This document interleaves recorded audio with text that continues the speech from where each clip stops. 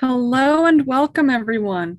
I am pleased to welcome you all to our final session on navigating farm financial information. I'm Rachel Purdy, and today I have joining me Curtis Mockin and Pauline Van Nerden, and they will be going over a couple other tools that we have. We have FinBin and FarmAnswers. So Pauline, I'll let you take it away. Great. Thank you, Rachel. Appreciate being with you all again today. I was with you a few weeks ago when we talked about FinPack and then helped Dale just a bit last week with Fair Rent. So wanted to go over FinBin today. Again, Dale referenced FinBin a little bit last week in his work in Fair Rent. So we'll look at how to generate those reports and utilize or generate the reports for you to utilize in Fair Rent and throughout your operation. So I'm going to share my screen. Just bear with me for just a moment. Oops. I'm sorry, that changed on me. Let me share the correct screen here. I apologize for that. I wanted to start out with just a brief, technology is not my friend today, folks, sorry.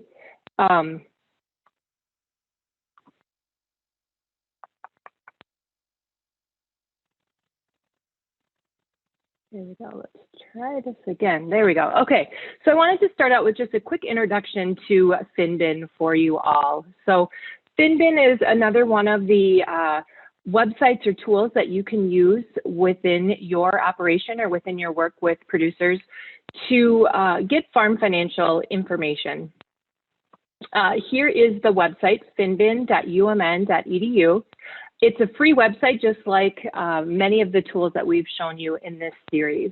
So in FinBin, we'll talk about this in more detail and we'll actually go use the tool, but there's three types of reports here that you can generate. And you can see the data providers listed here at the bottom. So to generate the information in FinBin, CFFM ourselves, we work with different farm management programs across the country. So it is real farm financial data that is housed in FinBin. It is submitted anonymously and we compile it and make it available for the general public's use, whether you're a farm operator or a policymaker, whomever has access to FinBin. So some of our larger contributors are shown here. Minnesota State Colleges, the Farm Business Management Program there, and the Extension Program are both two of our largest contributors. We also work with North Dakota Farm Business Management, South Dakota Farm Business Management, Missouri, Nebraska. You can see the others listed here as well. So we just yesterday actually released the Minnesota data for 2020. So we're always a year behind, if you will, or wait for a full year before we release the data. So it is a full year's picture of farm profitability and of cost of production for the different enterprises that you query within the database. So a bit more information here. Like I said, there are three types of reports that can be queried out of FinBin. So summary reports, benchmark reports, and compare your farm financial ratios. And we will we'll take a quick look at all of these and run some samples along the way here.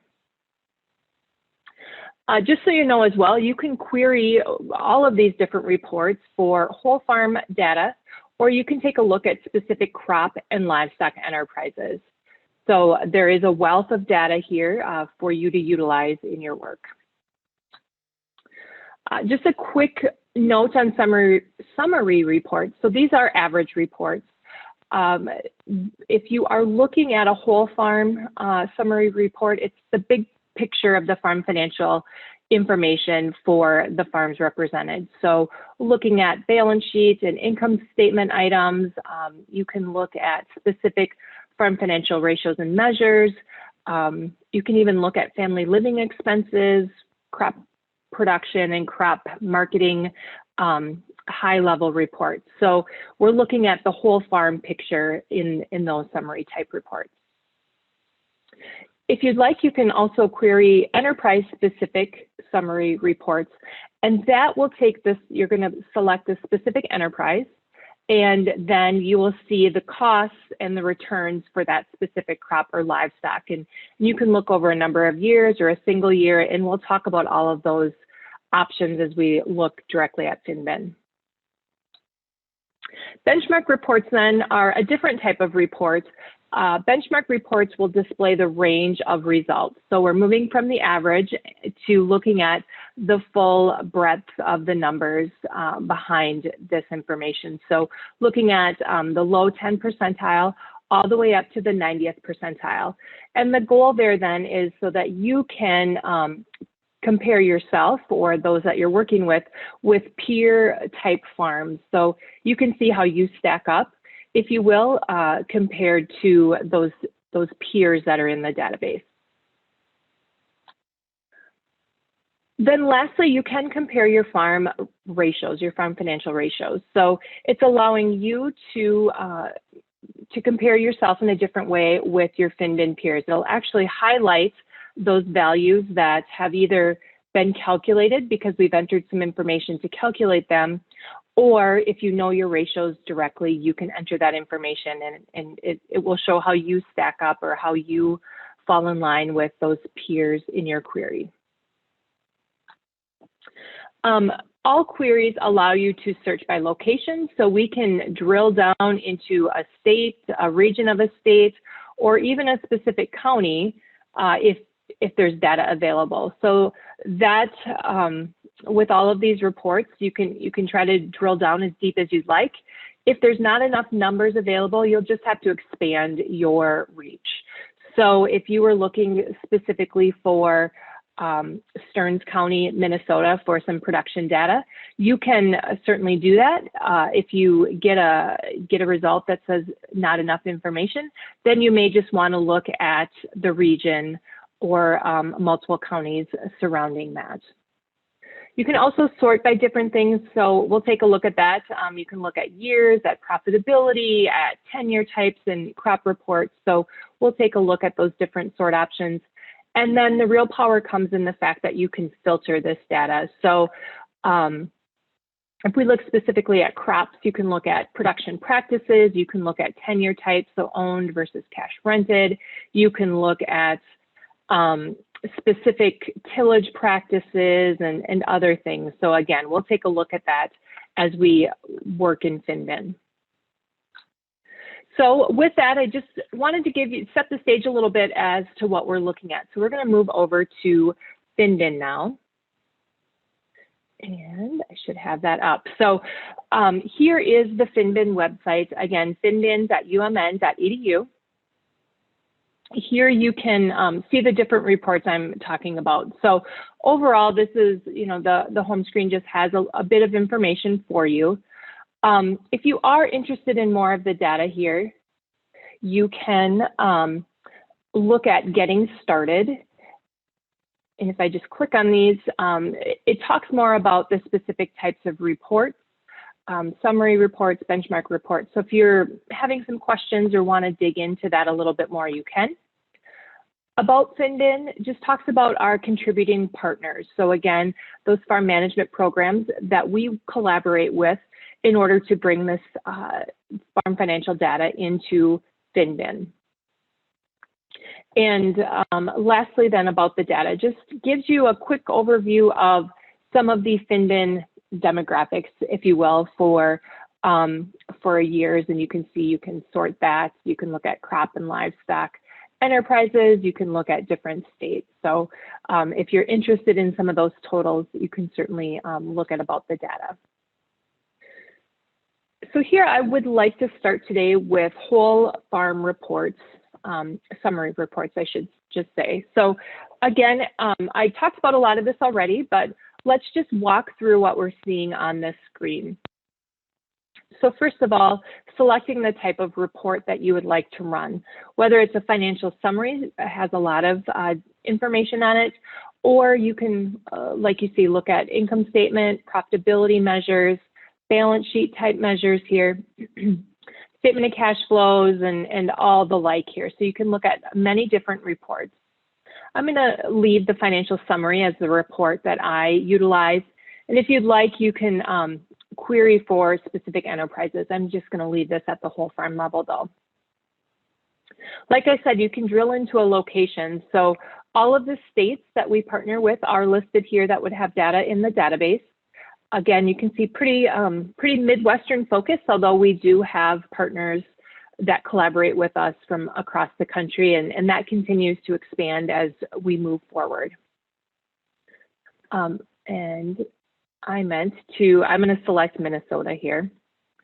And then, as you can see, once I have selected a specific state, I can then drill into this farther or query this even farther if I'd like to look at a specific region, a specific county or multiple counties, or groups. The groups would be the contributing partners. So you can see here on the right-hand side of the screen, we have those 2 Minnesota partners that we collaborate with.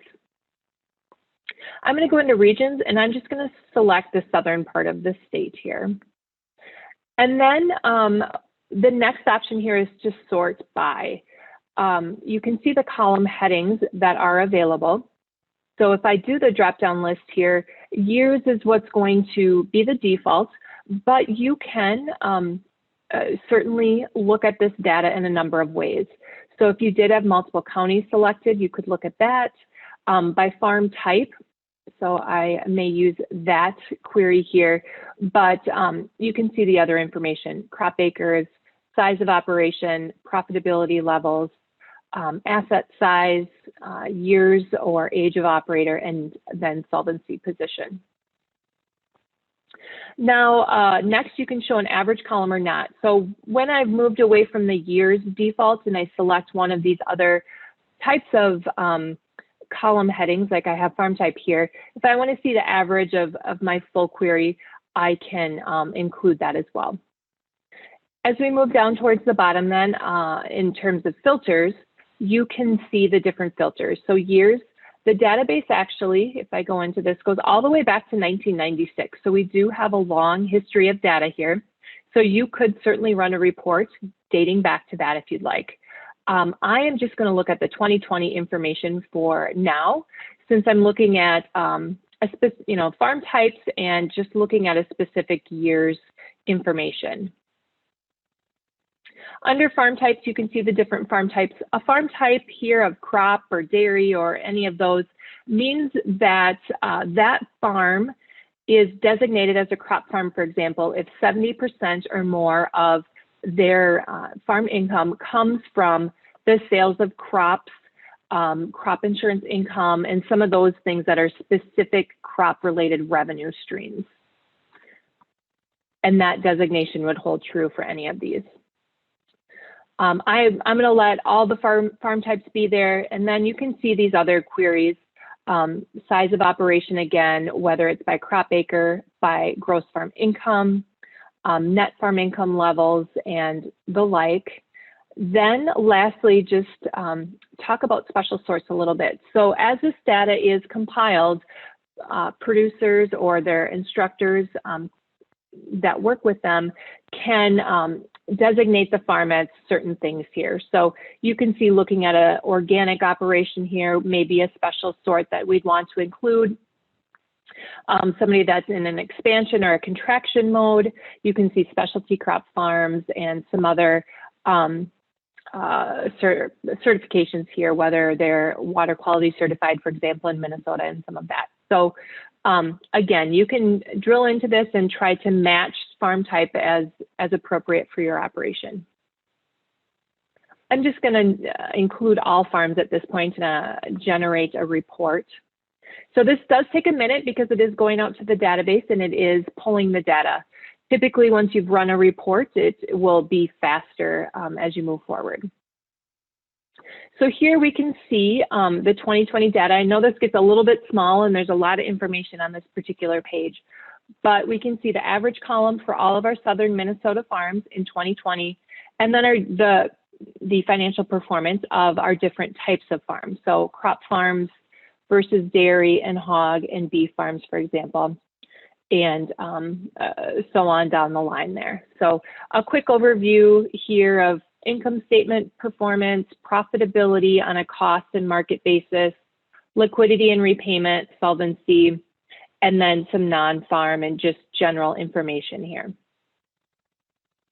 If we look at page 2, just to tell you what is displayed here, it'll show you your data sources and then also your report logistics, if you will, that you had included in your query. So anything that you had designated here. So we see the state, the counties that were involved with my Southern Minnesota query, and then the fact that it was a 2020 report. The other nice thing here is if you wanted to utilize this information in another fashion, you can actually open this as a CSV file. It'll download it into Excel, and then you could do some additional work with the data if you'd like. So you can run any of these different reports. You can change things up and run it again, of course. I'm going to take a look at a crop-specific summary report now, just because they are a little bit different. So if I take a look at, I'm going to look at organic corn, and these are by alphabetical order. Again, I am going to look at Minnesota. This time I am going to look at tenure type. And then down here under my filters, if I want to look at multiple tenure types, I'm actually going to click all here. And then you get some additional queries as you look at the enterprise specific reports. So some of the things remain the same, profitability groups and all of that. Farming practice here, if you wanted to look at irrigated acres or established or double crop acres, you could select those things. I'm going to leave mine as normal at this point. And then you can see additional filters. So tillage system, row width, chemical resistance, genetic insect control. You can dive into this data quite deep if you'd like. And then there's also specific special sorts related to crop enterprises. So you can see drainage type, fertilizer used, amount of fertilizer, variable rate technology, if it's a continuous crop. So pretty detailed information that you can get if you'd like. So here, once I have selected these items, I'm going to leave this as is at this point. I can generate the report. And again, here we will see then the average, like I had included, and then owned and cash rented land. So we didn't have enough farms to include a rented out or a share crop rental arrangement here in our query. We need to have 5 instances of this specific request in order to include that information. So if we were really interested in share rented, for example, we'd want to expand our search perhaps to do so. And then crop or enterprise summary reports in general, crop specifically here, we first of all see the gross return information. So we can get a look at production here to start, a value per bushel that was included for that, whether it's based on year-end values or marketed prices there. And then any other types of income. So crop insurance income, our other crop income would include some of the ad hoc payments related to government programs in the last year, and that gets us to our gross return. Then we get the expense information. And again, this is where Dale talked about the fair rent tie into FinBin here. So if you're looking for, what are those expenses to raise organic corn, you can see all of the direct expenses. So those expenses I need to incur to grow a corn crop, seed, fertilizer, my non-chemical or organic type crop protection, and the full list there. And then those overhead expenses, or those indirect expenses that are there, whether or not I produce this specific crop or not. And then we get net return information. We do have some additional government payments like the PLC and ARC program and such. And then we include a labor and management charge here. So that opportunity cost for your time on the farm.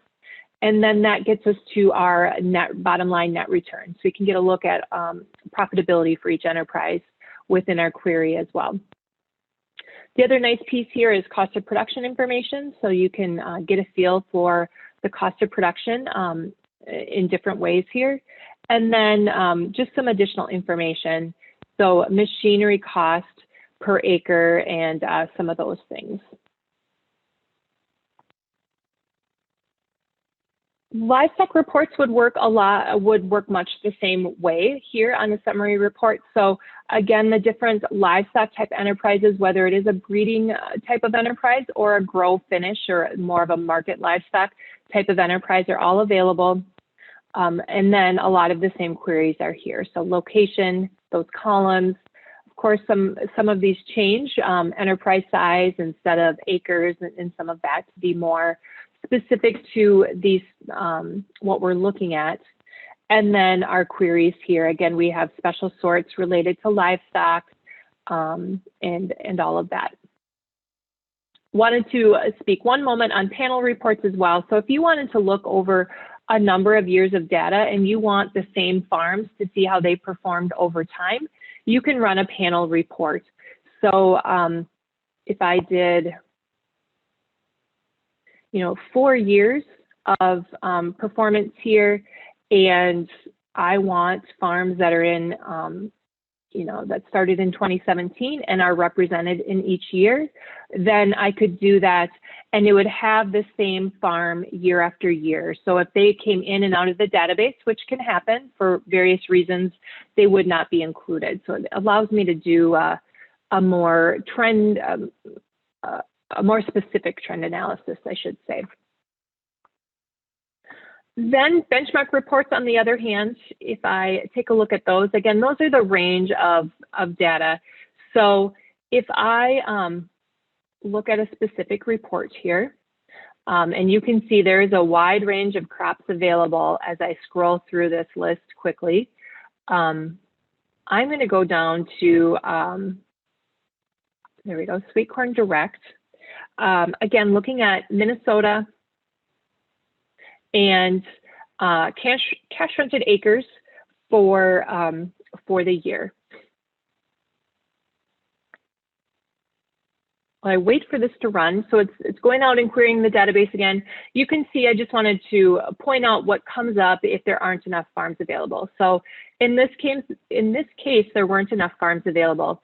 For benchmark reports, we need 30 farms in order to show all of those 10 different columns of percentiles. So we, of course, always want to protect those that contribute. So we do make sure we have enough data represented. Instead, if I change this to organic alfalfa hay, we have a lot of hays here, but here's that, and I want to look at owned land. And in this case, the farming practice may be important. So I am going to leave this at normal, meaning that my alfalfa is in full production. But if you wanted to look at alfalfa establishment, you could instead include alfalfa establishment if you were starting that within your operation. Here, then, when I run that, we'll see what a benchmark report looks like. I thought I had run that and tried that. Let's just do this because that should give it to me then.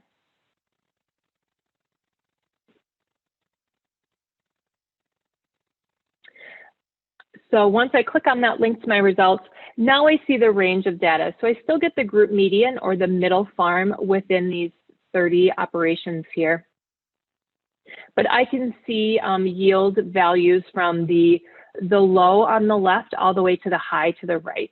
So yield a low of 1.8 tons an acre all the way up to 5 tons an acre. And this would be the median of these farms in each percentile group. Then we also see the expense items. And again, it's going to be from poorest performance to strongest performance, if you will, from left to right. So the highest fuel cost, in this case, to the lowest fuel cost. So if you are in production, in this specific crop production, for example, you can then take a look at what your performance was in the last year and compare it to your peers to see, where am I maybe doing better than those with a like type operation, and where may I need to look at some improvement within my operation. So a lot of power in our benchmark reports. Same can be done then for livestock reports.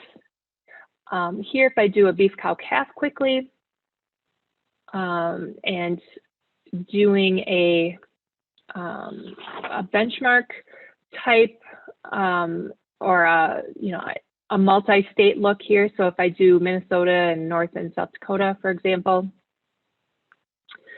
and I'm going to actually do 2019 in this case, since we don't have the 2020 data from those other states. I could look at different sizes of operations and all, but again, it'll look just like the crop report, but it'll be livestock specific in the production values and then the expense information as well. And I don't think I actually ran this one. I changed my query from what I had run earlier, so it'll take just a moment probably. As you dig into the data deeper and do more queries, more filters within your search, it will take a little bit longer to run just because it's having to churn through more and more data. So here, again, getting that gross margin, gross revenue type of information, our expense information, net returns, so you can see that full spectrum from poorest performance to strongest performer. And then the other piece here that's nice, especially on our livestock reports, I think, is some of the production metrics as well. So you can see pregnancy rates, culling percentage, average weaning weight. So you can compare yourself in a lot of ways to these different operations. Lastly, then I just wanted to speak a moment on comparing your farm ratios. So if you're in a farm management program, you would get a lot of this information at your fingertips working with your instructor or your consultant. If you're using FinBin though for your work, you may want to see, how do I specifically stack up against my peers and actually show your numbers as a comparison. So if you know your ratios, we'll look at that in a moment.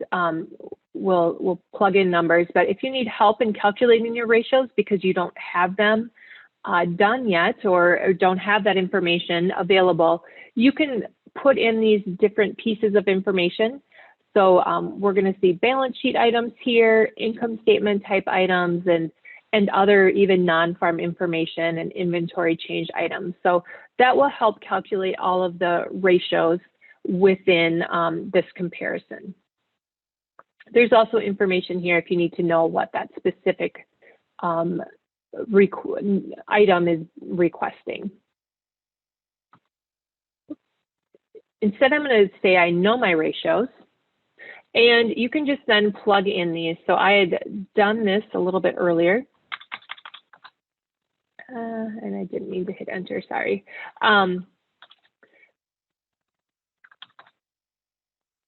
And if you don't know something, you can leave it blank. So I'm just going to put in one of my solvency ratios. We have all three listed, have some rates of return here, net farm income levels. Now I'm using very round numbers in this.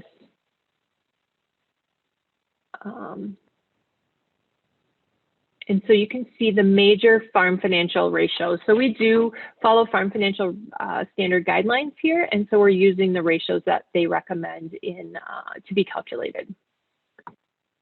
So now that I've entered my numbers, I can also query this further if I'd like. So again, looking at type of farm, a specific area or region, I'm just going to compare myself to all the 2020 farms at this point. And when I generate this report, it is a benchmark report, but it looks slightly different in the fact that my values I entered here are included as the first column. We also see that group median again. And then in this case, we see almost 2,400 farms that I'm being compared to. So current ratio of 1.2 is ranks in the 30th percentile, so that's highlighted here. So I can again get a look at my strengths and weaknesses and see where I may be stronger or weaker than the average producer within your query. So again, helps me with some of my goal setting perhaps and work in the future for my operation. So with that, that's a pretty quick look at FinBin. Hopefully you can see how you may want to utilize it in your work or in your operation to do some of these queries. So okay, so if there are any questions, feel free to unmute here for a moment and ask them or chat them in. Either way would be great. And I plan to hang on. So if you have questions at the end too, certainly I can answer them at that point. But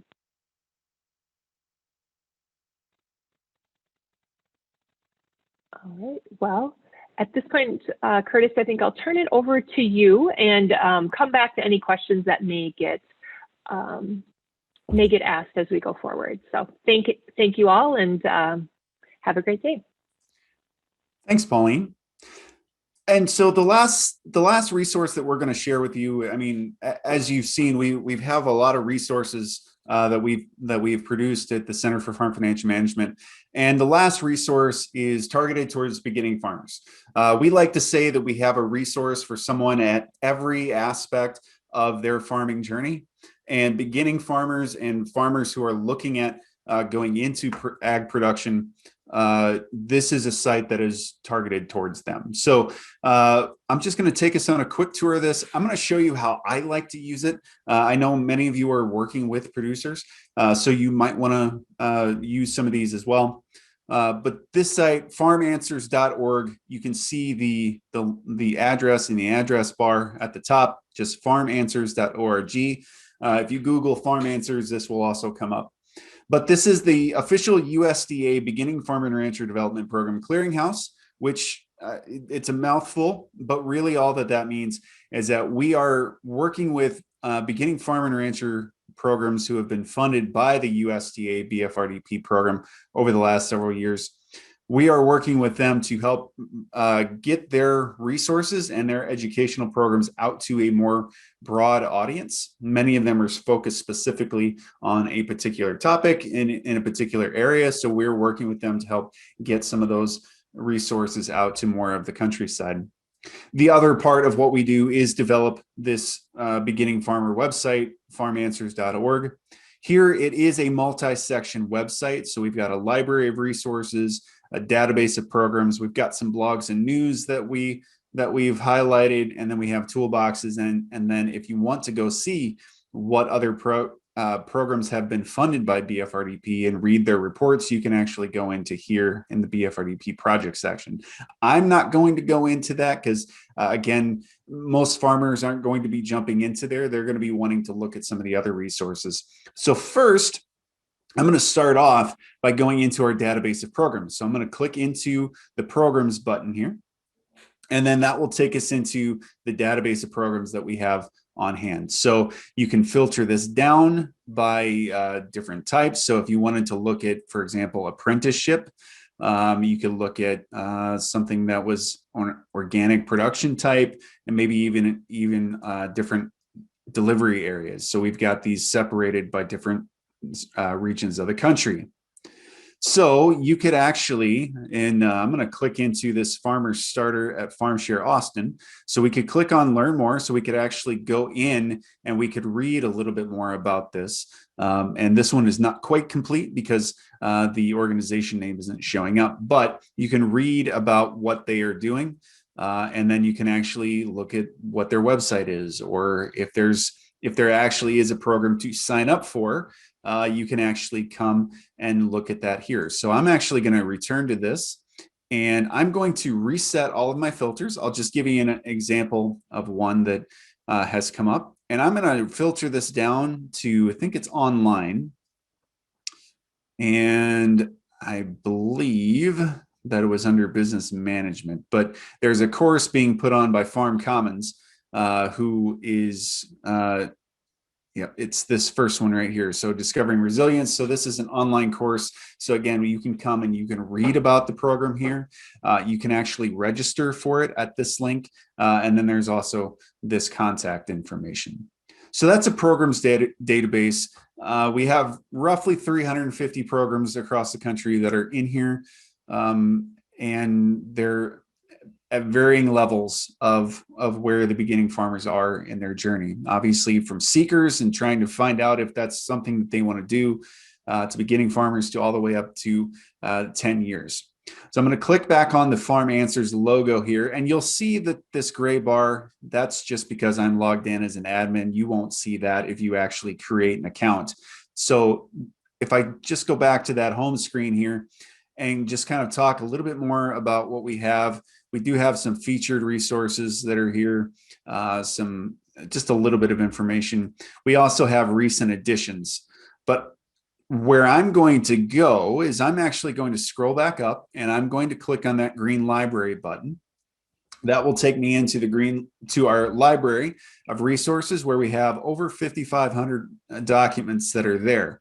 And I just saw a question: is there a cost to create an account? Absolutely not. This is another one that's completely free, and it's being funded by the USDA Beginning Farm and Rancher Development Program. So I'll show you where you can actually go to create an account as we get a little bit further on.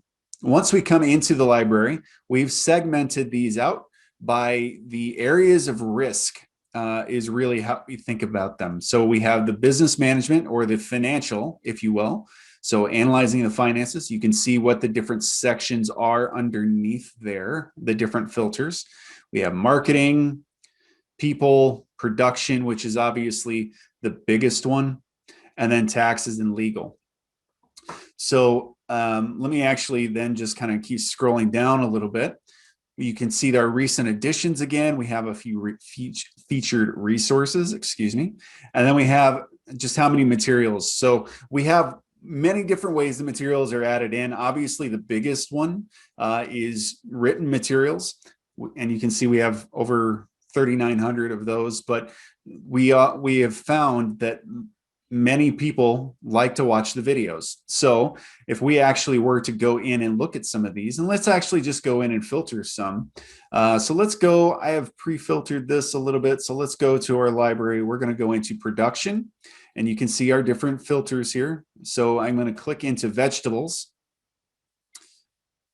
And then over on the left-hand side, you can see that we have a few more filters. So we can, our goal in these filters is allow you to filter this down so you can see, a few resources on specific topics. So for example, if I click on this little green button next to fertility, that gives me a couple other filters that we can filter this down by. If I scroll down, we have different material types, so we can look at all of the different ones that we had just looked at. And then we can look at location, and then also by commodities. So if I click on next to vegetables, and I'm going to just pick peppers here, and to the question from Andrew in the chat, seeing a filter that enables you to see resources and programs based on language. So yeah, that's actually one of the things that we are looking at adding in. And as we continue to work and build on these, I know we have several resources that are multilingual, and that's one of our next things that we're actually looking at adding on. So we've filtered this down. I'm going to go find the video that I wanted to watch was how to transplant peppers. So if I click on that, that actually will take us into the resource where we can, again, see a little bit more of a summary here. And then if it's a video, it will actually play in the site here. So I can just click on that, and then we can actually watch the video as we go along. Down below, you can also see where it's been filed under, what those filters are, who the organization is. And actually, if I clicked on that organization, so in this case, it's Utah State, if we find a resource that we liked by them and we're wanting to see more, we can actually click on their organization name and we can see all of the resources that we have that have been attributed to that organization in FarmAnswers. I'm going to click on back, and then I'm going to scroll up a little bit here. The other thing that you can notice, so this little icon here, if you click on that, that will actually open the resource. So if I just clicked on it, that would open that resource in YouTube here, for example. I'm going to close that so we don't lose it. The other thing, if you do create an account, and it's, like I said, it's free to create an account. If you do that, you can actually bookmark some of these. So I'm going to click on bookmark, and then so it's been bookmarked. And so then up in the upper right-hand corner, you can see my picture. I can go look at my profile. I can look at my bookmarks. So in this case, I'm going to go look at my bookmarks. So when I go into the bookmarks, you can see all of the ones that I have saved throughout my time in FarmAnswers. So the other cool thing that I like to do with my bookmarks, and one of the things that we're working on adding in, is allowing you to have multiple bookmark lists. So for example, I can actually share this bookmark list with someone else, and they will be able to see my bookmarks.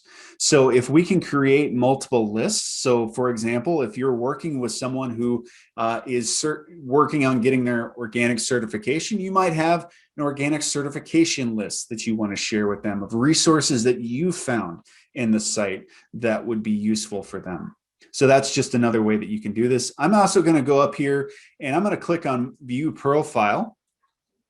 And I'm also an author here in FarmAnswers, but you can see, again, here's the bookmarks that I've added in.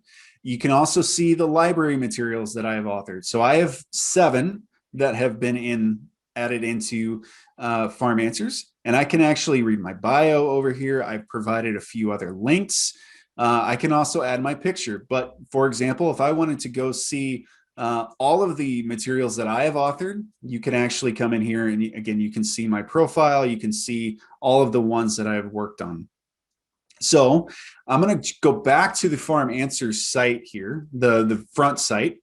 And now I'm actually going to go into the toolboxes. And I think these are going to be the places where you might actually want to come and send some of your people that you're working with. So toolboxes are just a few resources, 10 to 20 resources on a particular topic in FarmAnswers that are quick.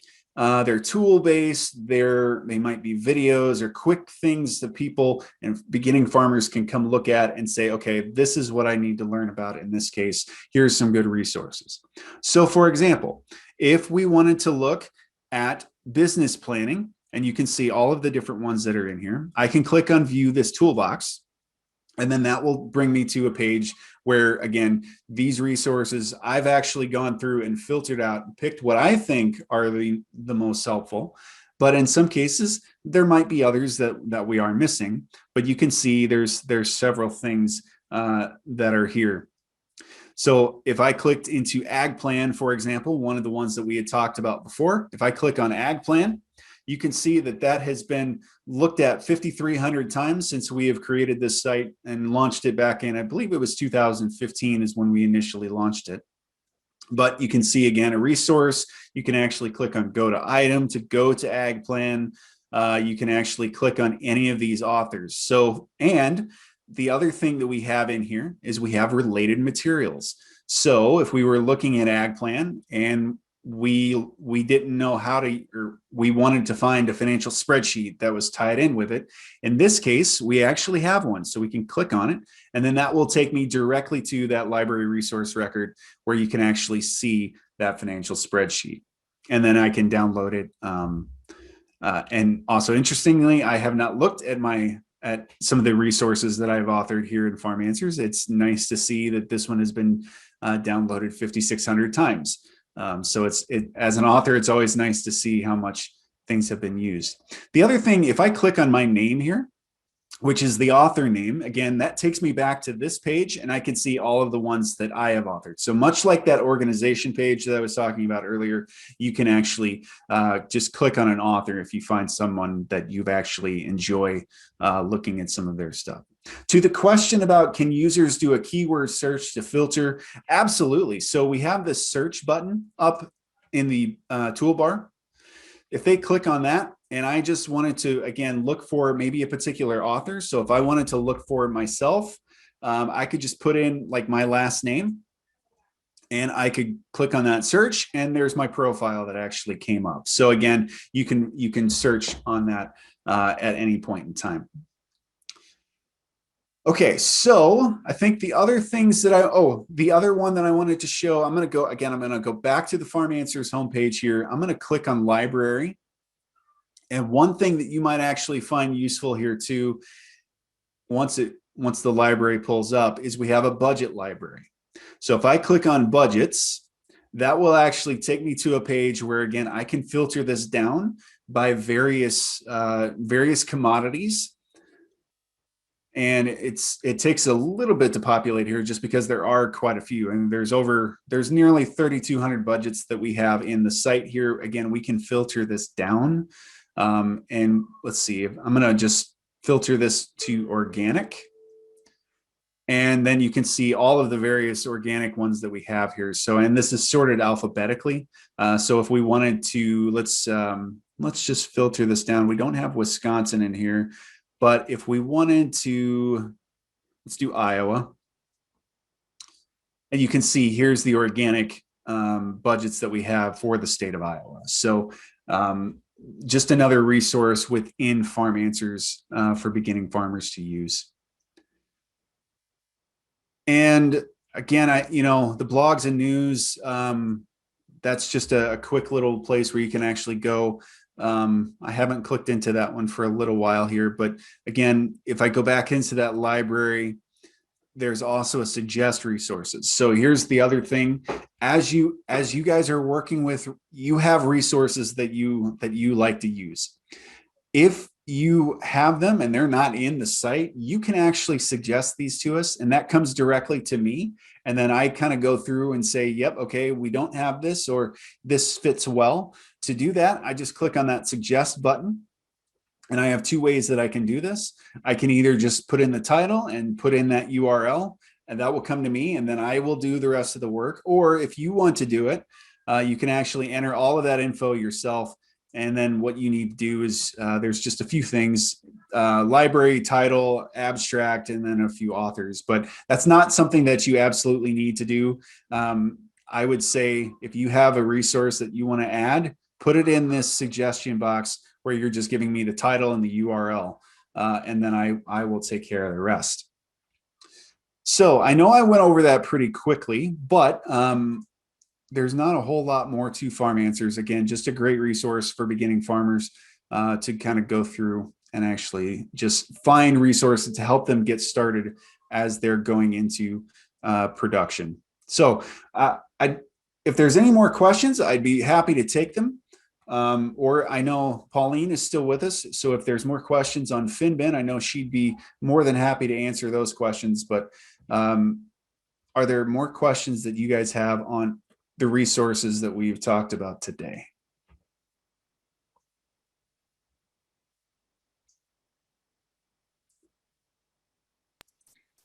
Or if you have questions from any of our webinar series up to this point, with this being the last day, we'd love to answer any kind of remaining questions that you have. I came in a little late today, so I apologize if I missed this, but can you explain again, like, the main difference between FinBin and FinPack? Yeah, Pauline, I'm going to let you take that one. Sure. So FinBin is a database that is compiling all of the farm financial and enterprise specific data. FinPack is an analysis program where you would actually be completing your farm financial statement. So it would FinPack allows you or provides the methodology for you to complete a balance sheet, an income statement, and a cash flow projection. And then FinBin is a repository of a lot of that same information, but it's it's anonymously contributed. So FinPack, if you did, for example, completed an analysis in FinPack, it wouldn't automatically pull that into FinBin. I mean, that is your information that remains yours. We're working with specific collaborators in that process. So hopefully that answers the question. If you want me to go deeper, I can. But yeah, and I'll just add on to that in kind of the work that you guys are doing and working directly with producers, you might end up using more of the cash flow plan or the long range budgeting tools within FinPack. You know, in particular, if you're working with someone who's going through an organic transition, that might be something that you can do a long range plan and kind of help them figure out what works for their operation. So yeah, everything that Pauline said, and then yeah, you guys are, I mean, again, working with producers, doing some of that planning, that might be where you use it more.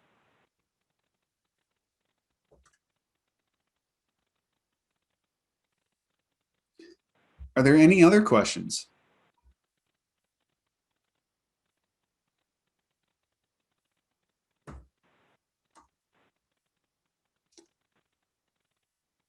I guess the last thing that I'll add on here before we turn it back over to Rachel is if you do have questions on any of the tools that we've talked about over the last few weeks, you can actually just go to our website, cffm.umn.edu, and you can find the links to all of them there.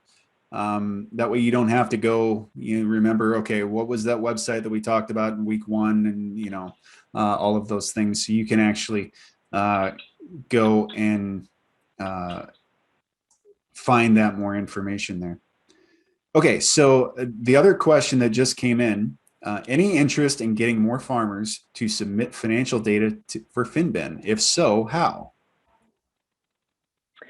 We are always interested in more data for FinBin, where it's our continual goal to enhance not only the enterprises represented, but the geographical area of the country that's represented as well. So I would say talk to us offline a little bit more about how that would work. But basically, if you have a group of farms that you think would be interested and willing to do that anonymous collaboration with us, we would be happy to talk more about it. So, you know, there are some benchmarking grants that help assist with some of those programs for newer programs, those kicking them off the ground, if you will, and getting started. So there's opportunities. And then will additional specialty crops be included? Oh, that went further down. Will additionally specialty crops be included in the crops in FinBin? We're in the fresh produce market. So I'm going to let you answer the first part of that, and then I'll add on to that. I will admit that we have not as robust of a database of specialty crops. I think the additional crops get added on an annual basis. So you may, if you do see that crop on the list in general, as you would do a crop summary list, for example, that means you can run a report on that crop. You just have to maybe expand the years you're looking at and such, which may, sometimes if you have to go over a long period of time, maybe doesn't have the usefulness you'd like. But we are, you know, working on some more market channel analysis. I think that's probably what Curtis is going to talk about. But so we are trying to expand that. I'll let you talk more about market channel, Curtis.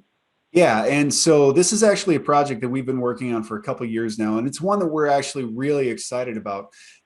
We've been working with a group of a few groups of universities around the country to develop a market channel analysis to accompany FinPack. Right now, we are trying to get that kind of get all the metrics figured out and all the pieces that go together with that. But right now, so if there's someone who is again, those of you who are in the fresh market produce business, they might market it in a farmer's market. They might go directly to a restaurant. They might have a CSA, whatever those are. This analysis is actually designed to help people understand what the returns to the production costs are for those different market channels. And then depending on how detailed we can actually get with the producer, we can actually look at true profitability for each market channel. So what crops go to this market channel, incorporating those costs of production with that market channel and seeing what the actual return back to that whole farm is. Again, we're working with a group out of New England, with Colorado. There's a few other places who are interested in it. And I know that you all, again, working with the producers that you do, probably have those types of farms who are going to be interested in doing some of that work. So again, as we think about expanding those numbers, we really have been trying to grow our smaller diversified farm numbers in FinPack and in FinBin. And I know Pauline has worked on some organic grants to try to get more organic farmers into FinBin. We're excited about what the tools are that we have coming, and we can't wait to get them tested and shared with everybody else.